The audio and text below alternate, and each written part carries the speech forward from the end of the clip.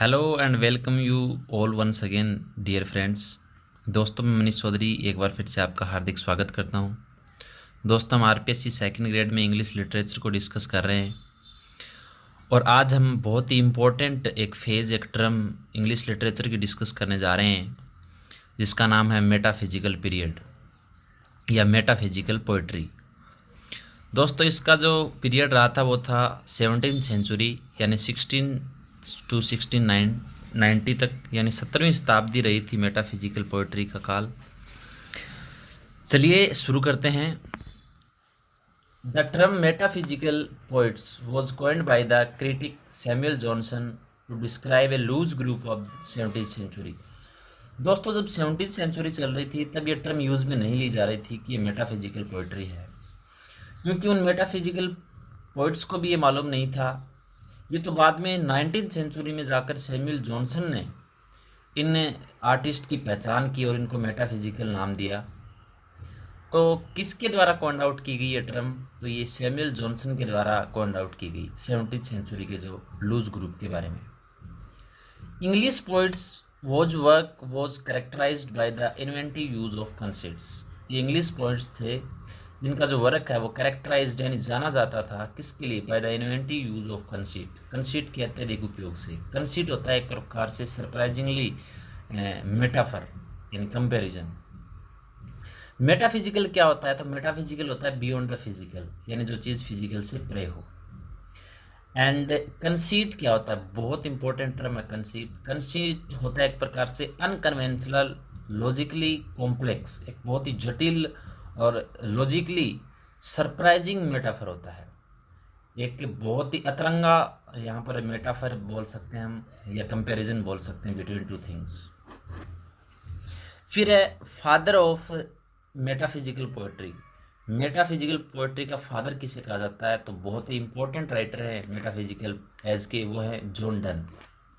इनकी poetry conceit के लिए सुप्रसिद्ध है। फिर नोटेबल राइटर कौन कौन है मेटाफिजिकल के? मोस्ट इंपॉर्टेंट याद करना आ सकते हैं। तो मेटाफिजिकल राइटर जो हैं वो हैं John Donne, Andrew Marvell, Richard Crashaw, Henry Vaughan और जॉर्ज हर्बर्ट। ये जो 5-6 राइटर हैं मोस्ट इंपॉर्टेंट राइटर हैं। फिर है जॉन डन। तो John Donne was the founder of metaphysical school of poetry. Metaphysical school of poetry के जो फाउंडर थे, जो लीडिंग राइटर थे, वो थे John Donne. He was the monarch of wit. वो मोनार्क ऑफ विट थे, यानी एक प्रकार से इंटेलिजेंस के राजकुमार थे या बुद्धि के राजा थे। Donne gives plenty of argumentation in his poems. Plenty of argumentation यहाँ प्रेजेंट किया अपनी पोएम्स में जॉन डन ने। The sun rising and the flea में, ये बहुत इंपॉर्टेंट पोएम है इनकी, द फ्लिया। उसके बाद है we have a remarkable display of Donne's wit. Donne की बुद्धि की हम एक रिमार्केबल डिस्प्ले देखते हैं इन द फ्लिया। फ्लिया में a clever conceit is employed in the poem. एक बहुत ही चतुर कंसीट या मेटाफर का यूज किया गया इस पोएम में। क्या है? चलो देखते हैं। The insect is considered to be a marriage bed and the marriage temple of the lovers because it has beaten both of them and brought about the mingling in its body। देखो, एक insect होता है, एक कीट होता है, उसको marriage bed मान लिया जाता है, मैरिज टेम्पल मान लिया जाता है लवर्स का।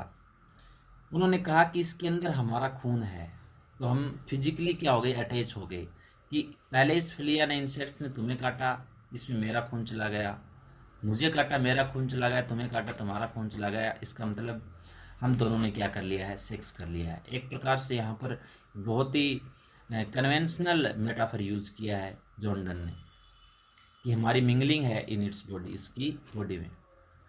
तो बहुत ही शानदार कंसेप्ट डन का सुप्रसिद्ध है।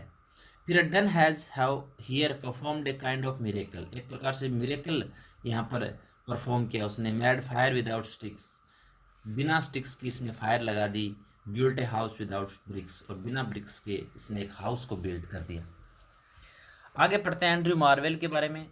तो Andrew marvel is a prominent metaphysical poet. ये भी एक प्रोमिनेंट प्रसिद्ध मेटाफिजिकल पोएट थे। His quality is best seen in such poems. कई पोएम्स में इसकी क्वालिटी बहुत अच्छी दिखाई देती है। कौन कौन सी थी वो poems? A dialogue between the resolved soul and a created pleasure to his coy mistress, the definition of love और द गार्डन। ये किसकी है? एंड्रयू मार्वेल की है, वेरी इंपॉर्टेंट। फिर हेनरी वॉन, तो Henry Vaughan is one of the Caroline poets who found their main interest in religion. जो अपना मैन इंटरेस्ट किस में रखते थे हेनरी वॉन? रिलीजन में। He was a deeply religious poet, वो एक डीपली रिलीजियस पोइट थे with metaphysical bent of mind, और इनका माइंड कैसा था? मेटाफिजिकल। हिज नोटेबल पोएम्स, और हेनरी वॉन की नोटेबल पोएम्स याद कर लेना, द रिट्रीट, क्विकनेस और रीजनरेशन। नेक्स्ट है George Herbert. George Herbert was the saint of metaphysical school of poetry.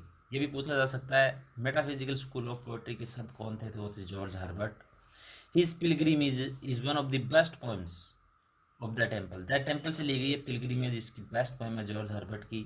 इसके अलावा है इनकी important the window, the altar, Easter wings, the collar and the pearl, most important है। फिर metaphysical poetry reveals the wall complex activity. Metaphysical जो poetry है वो reveals करती है वॉल कॉम्प्लेक्स एक्टिविटी को, किसकी? Of intelligence through its peculiar verbal devices, wit, conceit, affectation, hyperbole, exaggeration and dramatic opening. इन सब के लिए मेटाफिजिकल पोएट्री जानी जाती है। आई होप मेटाफिजिकल राइटर और मेटाफिजिकल पीरियड आपको अच्छी तरह से समझ में आ गया होगा। मिलते हैं नेक्स्ट वीडियोज़ में। Till then take care, bye bye, have a good day.